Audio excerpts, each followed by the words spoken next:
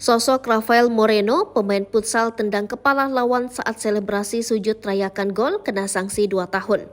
Berikut sosok Muhammad Rafael Moreno, pemain futsal yang menendang kepala lawan saat selebrasi sujud syukur usai mencetak gol.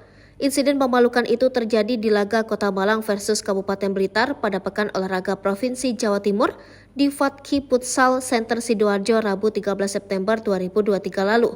Muhammad Rafael Moreno merupakan pemain futsal yang mewakili Kota Malang menendang kepala Hanafi Jauhar Ahmad, pemain dari Kabupaten Blitar. Aksi tidak terpuji ini terekam oleh video dan tersebar luas di media sosial. Sontak aksi Muhammad Rafael Moreno mendapat kecaman dari netizen yang menyaksikan. Diduga Muhammad Rafael Moreno kesal karena timnya kalah. Ia lantas melampiaskan emosinya dengan menendang kepala Hanafi yang sedang selebrasi sujud syukur setelah timnya mencetak gol.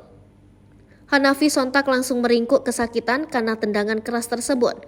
Sedangkan Muhammad Rafael Moreno yang lepas kendali tampak berjalan seperti merasa tak bersalah. Wasit yang menyaksikan kejadian tersebut sontak memberikan sanksi tegas, yakni memberikan kartu merah dan mengusir Muhammad Rafael Moreno dari lapangan.